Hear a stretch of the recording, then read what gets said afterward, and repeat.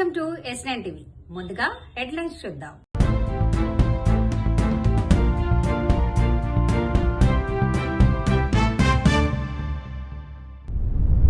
కాంగ్రెస్ ప్రభుత్వం వచ్చిన తర్వాత తెలంగాణ భవిష్యత్తు ఆగమాగం. ఆంధ్ర ప్రీమియర్ లీగ్ ఏపీఎల్ టోర్నమెంట్కు సినీ నటుడు రామ్ చరణ్. మహిళల ఆత్మగౌరవాన్ని పెంచే లక్ష్యంతో ఇందిరమ్మ చీరల పంపిణీ. ఫ్రీ బస్సు పెట్టిన తర్వాత బస్సులు లేకపోవటం వల్లే ఇలా ఇబ్బంది. కాంగ్రెస్ ప్రభుత్వం వచ్చిన తర్వాత జిల్లా మొత్తం కాంగ్రెస్కే గెలుపు అందించిన తర్వాత వారు మనకేమిచ్చారు? ఇవాళ ఖమ్మం జిల్లా రైతులు ఆలోచన చేయాలి. జిల్లా నుండి 3 మంత్రులు ఉన్నారు. ఉప ముఖ్యమంత్రి గారు, వ్యవసాయ మంత్రి గారు, రెవెన్యూ మంత్రి గారు పవర్ఫుల్ పోర్ట్ఫోలియోలో ఉన్నారు. పవర్ అంతా ఖమ్మం జిల్లాలోనే ఉందట. కానీ మరి ఖమ్మం జిల్లా ప్రజలకు ఏం ఒరిగింది, ఖమ్మం జిల్లా రైతులకు ఏం జరిగింది? దయచేసి మీరు ఆలోచించమని చెప్పి నేను ప్రార్థిస్తా ఉన్నా. రుణమాఫీ అన్నారు, 2 లక్షల వరకు రుణం మాఫీ చేస్తామన్నారు. 2 లక్షలు ఎన్ని డైలాగులు కొట్టారు? 2 లక్షలు రుణమాఫీ అని చెప్పి గద్దెనెక్కిన కాంగ్రెస్ ప్రభుత్వం మరి డిసెంబర్ 2023లో బట్టి విక్రమార్క గారు మీటింగ్ పెట్టారు బ్యాంకర్లందరితో. పెట్టి ఏమన్నారు? 50,000 కోట్లు అవసరం పడుతుంది. ఏది 2 లక్షల రుణం మాఫీ చేయాలి అంటే 50,000 కోట్ల రూపాయలు అవసరం పడుతుందని చెప్పి బ్యాంకర్లు బట్టి గారికి చెప్పారు. బట్టి గారు సరే అన్నారు. మరి ఏమైందో ఏమో తెలియదు.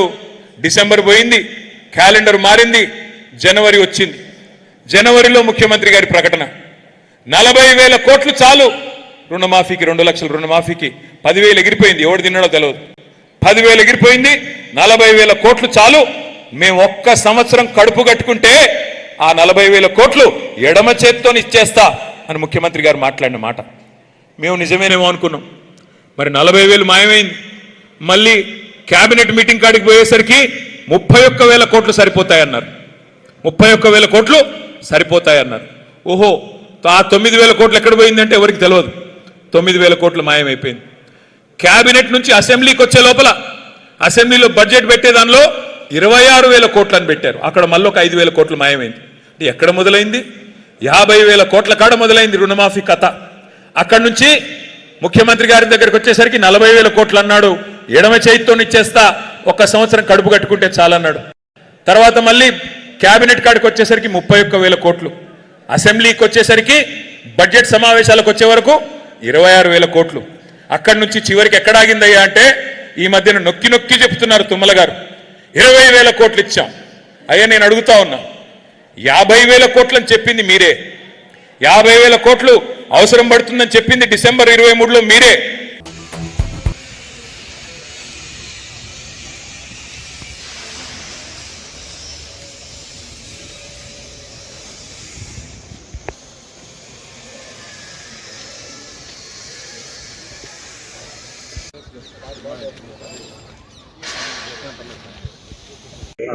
అందరికీ నమస్కారం.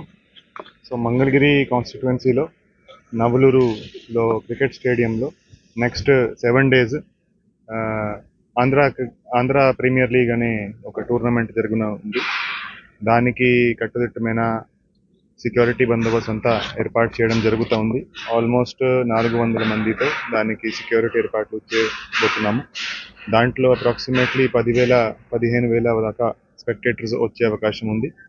చాలా మంచి స్టేడియం ఇక్కడ నిర్మించడం జరిగింది. ఇక్కడ 7 జట్లు ప్రతిరోజు 2 మ్యాచ్లు ఆడతాయి. సో చాలా మంచి వాతావరణంలో ఈ ఆంధ్ర ప్రీమియర్ లీగ్ జరగనుంది. అందరికీ మంచిగా ఇక్కడ ఎంజాయ్ చేసేటట్టు, అందరికీ ఏమీ ప్రాబ్లం లేకుండా, అందరికీ కన్వీనియన్స్గా ఇక్కడ రావడము వెళ్ళడం అనేది దానికి మేము అన్ని ఏర్పాట్లు చేస్తున్నాం. Thank you.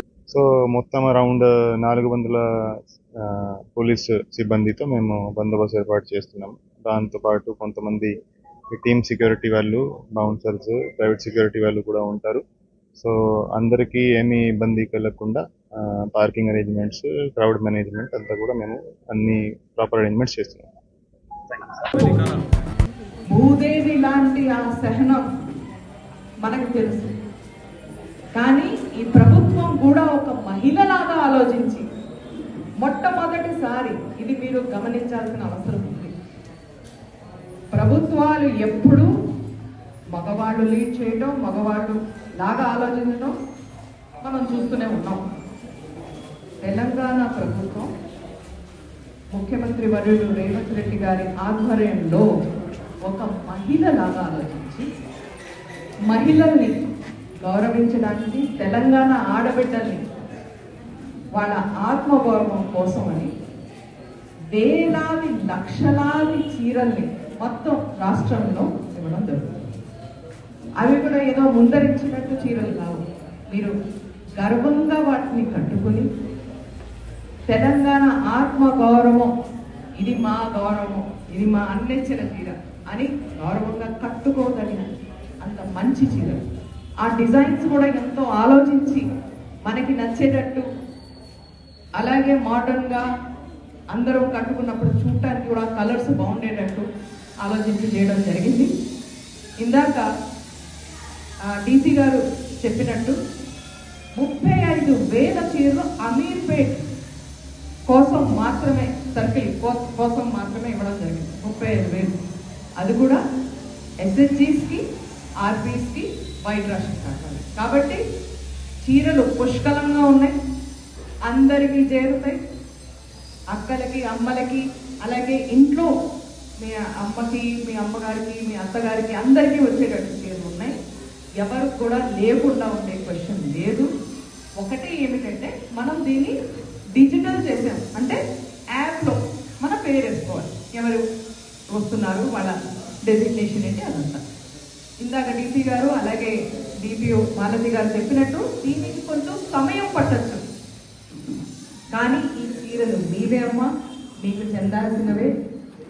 మెల్లిగా నెమ్మదిగా పేర్లని వేసుకుని చేయండి. కేసు కనుక ఎవరిదన్నా మిగిలిపోతే, పేరు లేకపోతే డీసీ గారికి చెప్పచ్చు, అలాగే మాలతి గారికి చెప్పచ్చు, అలాగే మానయ్య గారు ఇక్కడ ఉన్నారు ఆయనకి చెప్పచ్చు, లేదా నాకు చెప్పచ్చు. అందరికి వచ్చేటట్టు చేద్దాం. ఇది మనందరికి ఒక చాలా ఎలాంటి సందర్భం అంటే మాటలు కాదు, చేతలు చేసి చూపిస్తున్నాయి ప్రభుత్వంకి. మళ్ళీ ఒకసారి నేను థ్యాంక్ యూ చెప్తున్నాను మీ అందరి వైపు నుంచి. మీ అందరికి కూడా శుభాకాంక్షలు.